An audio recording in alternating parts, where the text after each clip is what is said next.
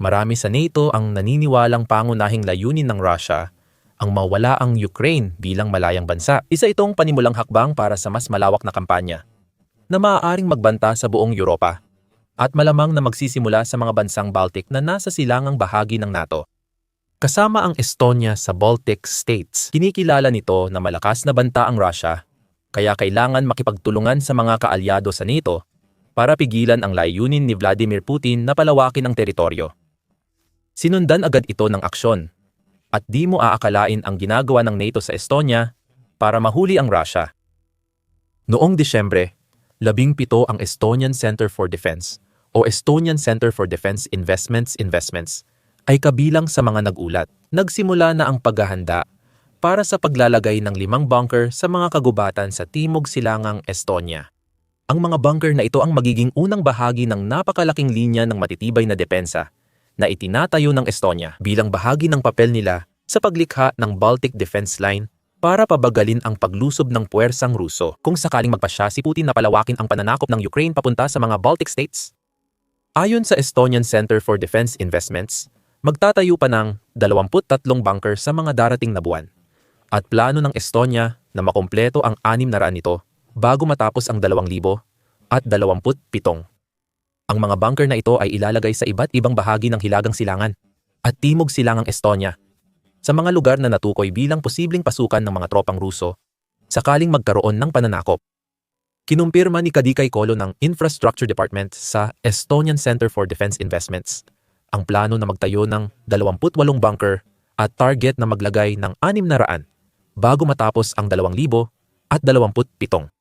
Dagdag pa niya, natutuwa akong ibalita na bukod sa mga obstacle system, may bagong konkretong dagdag na mga bunker sa paggawa ng Baltic Defense Line.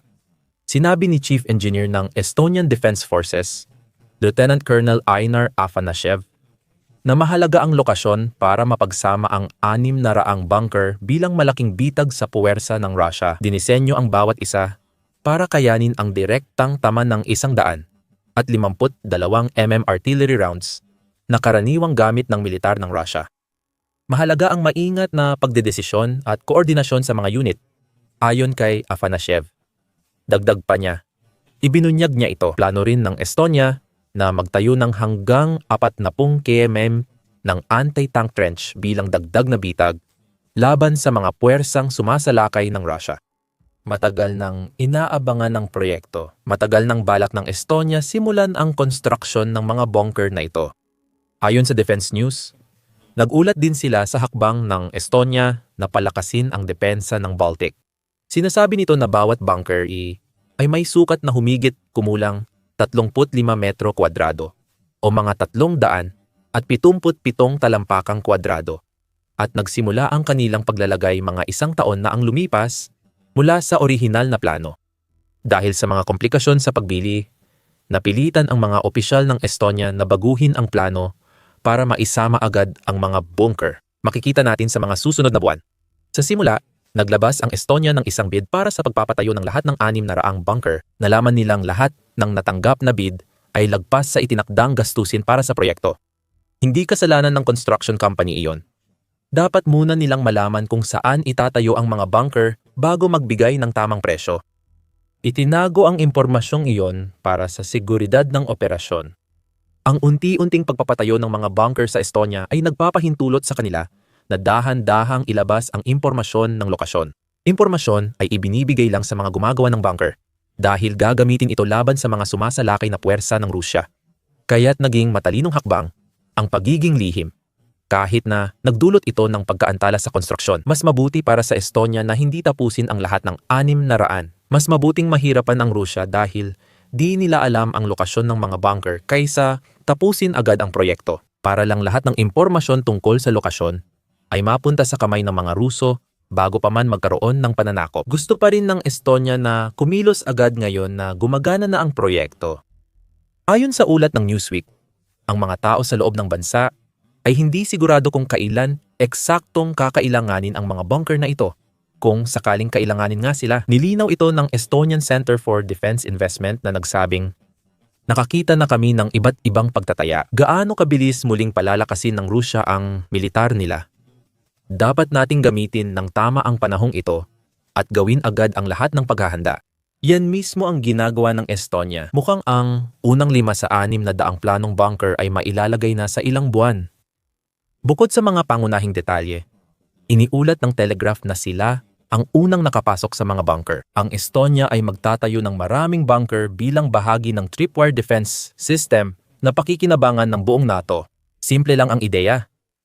Ang mga tropa ng Estonia, kasama ang mga sundalo ng Lithuania at Latvia, sa kanilang sariling teritoryo, ang magsisilbing unang linya ng depensa at maagang babala para sa natitirang bahagi ng NATO. Kung sumalakay ang Rusya, mababalaho ang kanilang sundalo at kagamitan sa malawak na network ng bunker at depensa ng mga bansang Baltic. Ang pagkaantala mula sa unang sagupan ay magbibigay ng oras sa NATO para mailipat ang mga sundalo at kagamitan. Maaaring magdulot ito ng oportunidad para sa airstrike laban sa mga sumasalakay na Ruso at makasira sa unang alon ng atake. Mula sa puntong iyon, nakatakda na ang kapalaran ng labanan at ang NATO ay magbibigay ng buong lakas sa kanilang pag-atake. Si Christian Halg, tagapagsalita ng puwersang panlaban ng Estonia, ay kinausap ng The Telegraph tungkol sa konsepto. Ayon kay Halg, layunin naming maging handa para ipagtanggol ang bansa laban sa agresibong kapitbahay. Mahalaga ang pagpigil sa galaw ng kalaban sa simula para hadlangan ang kanilang operasyon at palakasin ang depensa ng mga kaalyado. Isipin mo ang mga bunker na ito bilang isang napakalaking pandikit na bitag at ang mga puwersang mananakop ng Rusya bilang mga daga na mahuhuli ng bitag na iyon. At nakuha mo na ang ideya. Habang mas tumatagal ang pagkakakulong ng mga puwersa ng Rusya sa konkretong bitag, mas madali silang hulihin at wasakin ng tropa ng NATO. Sa kasamaang palad, hindi perpekto ang mga bunker ng Estonia. Ang kanilang konkretong estruktura ay dinisenyo upang protektahan sila mula sa mga bala ng artilyeriya. Gaya ng nabanggit natin kanina, maaaring kulang pa ito para maprotektahan laban sa ibang banta ng Rusya. Gaano kaepektibo ang mga bunker laban sa Shahid type na drone ng Rusya? Sabi ni HAL, ang resulta ng ganitong atake ay depende sa anggulo ng tama. Maaaring nakakabahala ito para sa mga nakatalaga sa mga bunker dahil malinaw na ipinahayag ng Rusya ang layunin nitong lubos na dagdagan ang produksyon ng mga long-range na drone. Plano ng planta ng Alabugan na gumawa ng 40,000 Geran-2 drone version ng Rusya ng Iranian Shahid sa 2025. Ipinapakita nito ang plano sa hinaharap na konstruksyon at binabanggit na malaking parte ng pananakop ng Rusya sa Baltic ay gagamit ng mga drone. Problema rin ang glide bomb. Ang mga mapanirang bombang ito na malalaking Russian dumb bomb na ginawang glide bomb. Paboritong sandata ni Putin sa Ukraine ang semi-precise na sandatang may wing kits. Sabi ng Ukraine, plano ng Russia gumawa ng 100 at 20,000 malalakas na bomba bago matapos ang 2,000 at 25 ayon sa Buara Media. Naglunsad ang Russia ng 44,000 glide bombs sa Ukraine sa unang 11 buwan ng 2,000 at 25. Ipinapahiwatig nito sa atin ang isa sa dalawang bagay. Malayo pa ang Russia sa 100 at 20,000 target dahil isang katlo pa lang ang nailunsad nila sa Ukraine ngayong taon. O kaya naman ay nag-iipon ang Russia ng napakaraming libu-libong glide bomb na balak nitong gamitin sa hinaharap? Maaaring sa hinaharap, may kaugnayan sa pagsalakay sa Estonia. Ano man ang mangyari, ayon sa The Telegraph, malamang hindi kayang tiisin ng bagong bunker ng Estonia ang direktang tama ng mga bombang ito. Ngunit ang kabaligtaran ng isyong ito ay ang pagiging lihim na bumabalot sa mga bunker. Kailangang tsambahan lang talaga ang isang direktang tama. Kung sakaling magawa ng Estonia na panatilihing lihim ang mga lokasyon ng kanilang mga bunker. Gayunpaman, ang mahalagang balita rito ay nagtatayo ang Estonia ng isang napakalaking patibong para sa Russia. Alam ni Putin ang patibong pero di niya alam ang lokasyon ng mga bunker kaya wala siyang magawa. Kasama iyon sa plano ng Estonia. Gaya ng malalaman mo sa video. Mahalagang alamin kung bakit ito ginagawa ng Estonia mula sa sarili nitong pananaw at ng NATO. Palakasin ang silangang bahagi ng kolektibong depensa. Nabanggit natin ang Baltic Defense Line. Kabilang ang Estonia at ang mga bagong depensa ay itinatayo para suportahan ito. Nabuo ang ideya ng pagtatayo ng linyang depensa mula sa kasunduang nilagdaan ng Estonia, Latvia at Lithuania noong Enero 2024. Iniulat ng Euronews ang paglagda ng kasunduan na nag-utos sa 3 Baltic states na magsanib puwersa sa pagtatayo ng iisang linya ng depensa sa kanilang mga teritoryo. Ang linyang iyon, ang unang depensa ng NATO sa silangan. Malinaw na ang posibleng pananakop ng Russia ang iniisip ng mga nag-apruba nito. Nagsisimula pa lang magtayo ng mga bunker ang Estonia. Hindi rin nagpapahuli ang Latvia at Lithuania. Ayon sa Newsweek, sinabi ng Latvia na pinalalakas na nito ang silangang hangganan mula Marso 2024 at gagastos ng 300 at 3 milyong euro. Ayon sa Newsweek, sa loob ng 5 taon, bago pa idagdag, ayon sa Ministeryo ng Depensa ng Lithuania noong Agosto, magtatayo sila ng multi-stage na depensa hanggang 50 kilometro mula sa hangganan gamit ang mga madaling gibain na tulay, trinsera, at kanal. Isang multi-layered na depensa ito na dinisenyo para mapakinabangan ang lakas ng bawat estado sa Baltic. Sa 3, Estonia at Latvia lang ang may hangganan sa Russia. Sa Estonia, nasa timog silangan at hilagang silangan ang mga hangganan sa lupa. Kaya roon nila nilalagay ang mga bunker. Pinaghiwalay ng lawa ng Pipos ang mga rehiyon. At di kayang abutin ng karamihan sa hukbong dagat ng Russia maliban kung may barko sila roon. Kailangan ding mag-alala ng Lithuania at Latvia tungkol sa Belarus, na ginamit ng Russia bilang base ng operasyon para sa pagsalakay nito sa Ukraine. Magpapalakas sila ng depensa sa hangganan. Bukod dito, ang Kaliningrad ng Russia sa pagitan ng Lithuania at Poland ay isa pang banta sa Baltic states. Kaya't ang Baltic Agreement ay isang pangangailangan. Gayon din ang Baltic Defense Line pagdating sa plano ng depensa ng NATO laban sa Russia. Ipinunto iyon ng Liber Institute sa West Point sa isang artikulo noong Setyembre kung saan sinabi nilang ang Baltic Defense Line ay isang pangangailangan sa usaping militar at proteksyon ng mga sibilyan. Tinawag itong sopistikadong network ng trinsera, bunker, observation post, anti-armor na hadlang, at pagmamanman. Idinisenyo ito upang makakuha ng sapat na oras para sa NATO na makapagpadala ng mga karagdagang puwersa sa mga estado ng Baltic sakaling magkaroon ng pananakop mula sa Russia. Ayon sa institusyon, layunin ng linyang ito na gawing pabor sa nagtatanggol ang labanan. Ang Estonia, lalo na, ay kailangang gawin ang lahat ng makakaya nito upang makakuha ng sapat na oras para dumating ang mga karagdagang puwersa ng NATO dahil ang bansa ay mas mababa sa 200 kilometro o 124 milya ang lapad. Dahil sa maliit na sukat, nagiging pangunahing target ng mga mekanisadong puwersa ng Russia ang Estonia. Kung walang depensa, maaaring sakupin agad ng tangke, armored vehicles, at artilleriya bago makaresponde ang NATO. Ayon sa Libra Institute, may mga bahagi ng Baltic Defense Line na dinisenyo para madaling maiwanan kung kinakailangan. Mas nauunawaan kung bakit madaling sinira ang mga tulay at trench ng Lithuania sa ganitong konteksto. Ang kakayahang iwan ang mga posisyon ay nagpapanatili ng integridad ng puwersa at hindi hinahayaan mapasakamay ng Russia ang mahahalagang fortification. Isa pang bahagi ng Baltic Defense Line na dapat talakayin ay nabanggit na natin kanina sa video.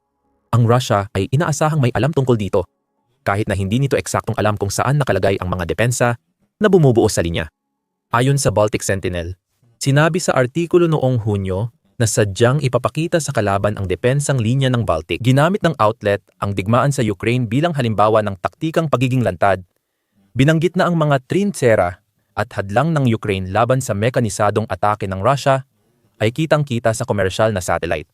Hindi mahalaga ang pagiging lantad dahil di nito binabago ang tunay na layunin ng mga depensang ito. Ang mga fortifikasyon ay hindi lang tungkol sa pagpigil sa kalaban, kundi tungkol din sa paghubog ng larangan ng labanan. Alam ng kalaban ang naghihintay kaya napipilitang gumawa ng desisyong nagpapabagal at naglalantad sa kanila. Ayon sa Baltic Sentinel, mas komplikado ng kaunti ang mga bunker ng Estonia dahil nakalaan talaga ang mga ito para makita. Alam ng Russia na umiiral ang mga ito, kaya kailangan nilang magplano ng naaayon. Malinaw din kung saang mga rehiyon ng Estonia matatagpuan ang mga bunker na iyon, ngunit ang mga tiyak na lokasyon ay nakatago. Kahit alam ng Russia, mapupunta para rin sila sa bitag dahil wala silang ibang pagpipilian kung gusto nilang magsimula ng kampanyang panlupa. Ang Baltic Defense Line ay direktang hamon kay Putin. Pwedeng subukan ng presidente ng Russia sakupin ang Baltic State, pero mababagal, magulo, at aatakehin ng maraming puwersa ng NATO ang kanyang mga tropa. Wala nang magagawa ang Russia. Aasa na lang ang Estonia at mga kaalyado nito sa depensa. At kung anong magagawa nito sa mga susunod na linggo. Maaaring magdalawang isip si Putin sakaling sakupin ang teritoryo ng NATO dahil sa pagkakalubog ng Russia. Mapipilitang maglaan ng mas maraming oras ang Russia sa pagpaplano ng pagsalakay. Ang oras na ginugol ng mga miyembro ng NATO ay sana nagamit ng buong samahan para maghanda sa itinuturing ng ilan na di maiiwasang pag-atake ng Russia. Ayon sa Newsweek noong Disyembre 2024, tahimik na naghahanda ang Europa para sa ikatlong digmaang pandaigdig. Habang mas marami pang mga leader sa loob ng kontinente ang naniniwala na si Putin ay may iba pang iniisip bukod sa Ukraine. Si Bruno Karl, na namuno sa Foreign Intelligence Service ng Alemanya noong panahon ng paglalathala ng artikulo, ay nagbuod ng saloobin sa ilang bahagi ng Europa sa pamamagitan ng tahasang pagsasabi na ang Russia ay naghahanda para sa digmaan laban sa kanluran. May ilan pang nagsabi ng ganito sa nakaraang taon mula nang magsalita si Karl. At ang pinakahuling babala tungkol sa digmaan sa Russia ay mula kay Mark Rutte, Secretary General ng NATO. Sa talumpati sa Alemanya, sinabi ni Rutte na pinapalala ng Russia ang kanilang lihim na kampanya laban sa ating lipunan. Dapat tayong maging handa sa naranasang digmaan ng ating mga lolo at ninuno. Ayon sa British Broadcasting Corporation, iminungkahi ni Rutte na may 5 taong plano si Putin, kaya dapat maghanda ang NATO para sa posibleng labanan sa 2030. Ayon sa Russia, iresponsable ang mga usapan tungkol sa labanan kontra NATO. Disyembre 14, 3 araw pagkatapos ng ulat ng British Broadcasting Corporation kay Rutte, naglabas ang Reuters ng pahayag mula kay Dmitry Peskov, isa sa mga paboritong tagapagsalita ni Putin. Mukhang ito ay isang pahayag mula sa isang kinatawan ng henerasyon na tila nakalimutan na kung ano talaga ang nangyari noong ikalawang digmaang pandaigdig. Sabi ni Peskov bilang tugon sa mga komento ni Rutte. Wala silang pangunawa. At si Ginoong Rutte na gumagawa ng ganitong iresponsableng pahayag ay hindi rin nauunawaan ang sinasabi niya. Mukhang ipokrito ito. Lalo na't ang digmaan ng Rusya sa Ukraine ang pinakamalapit na karanasan ng Europa sa digmaan mula noong ikalawang digmaang pandaigdig. Ang pagsakop ng Rusya sa NATO member na Estonia ay magdudulot ng mas malaking digmaan. Sa sitwasyong iyon, tila mas tama si Rutte kaysa kay Peskov. Sa Estonia, nais nitong masigurong handa sila kung magkatotoo ang hula ni Rutte. Kaya may 6 na raang bunker na itinatayo sa mga lihim na lugar malapit sa hangganan ng Estonia at Rusya. Kaya rin binago ng Estonia ang estratehiya nila sa Rusya noong digmaan sa Ukraine. Ayon sa European Council on Foreign Relations, agad na tumugon ang Estonia sa pananakop ni Putin sa pamamagitan ng mga hakbang na tulad ng sa kanilang mga kaalyado. Ipinataw ang mga parusa at hakbang para hadlangan si Putin sa kanyang tinatawag na espesyal na operasyong militar. Nang makita ng Estonia na kaya ni Putin tiisin ang matinding pinsalang dulot ng mga parusa, napagdesisyunan nilang baguhin ang direksyon sa halip na pagsamahin ang parusa at kontra-atake. Kung sakaling sumalakay ang Rusya, umaasa ang Estonia sa isang estratehiya na hadlangan ang kakayahan ng mga puwersa ng Rusya na sumalakay. Hindi sapat ang bilis ng pagsusuri sa kanilang estratehiya laban sa Rusya. Tinaas ng Estonia ang budget sa depensa sa halos 5% ng gross domestic product o tinatayang 115 bilyon hanggang 2,020. Aminado ang Estonia na isa itong maliit na bansa na may maliit na puwersa ng depensa. Ngunit determinado itong gawing mas mahusay hanggat maaari ang kanilang puwersa. Habang mahalaga ang papel nito sa pagtatayo ng Baltic Defense Line para mapigilan ang pagsalakay ng Russia, magandang simula ang pagtatayo ng 6 na raang bunker, lalo na matapos balitang tumawid pansamantala ang Russian Border Guard sa Estonia noong Disyembre 18. Si Putin ay nagsisimula ng manggulo upang makita kung anong klaseng tugon ang makukuha niya. Sisiguraduhin ng Estonia na mahuhuli sa bitag ang Russia kung lalabis ito sa pagtulak. Sumasama ang ibang NATO na bansa sa Estonia para palakasin ang kahandaan sa digmaan na magpapaisip kay Putin bago palawakin ang operasyon niya lampas Ukraine. Kasama rito ang United Kingdom at mga kasaping bansa nito. Isang nangungunang pinuno ng depensa ang nagsabi kamakailan na kailangang maging handa ang mga tao sa United Kingdom para sa digmaan at dapat mag-alala si Putin. Alamin kung bakit sa aming video. At huwag kalimutang mag-subscribe sa The Military Show para sa karagdagang balita tungkol sa mga pinakabagong hakbang na ginagawa ng mga bansa sa NATO upang maghanda para sa anumang susunod na hakbang mula sa Rusya. At salamat sa panonood.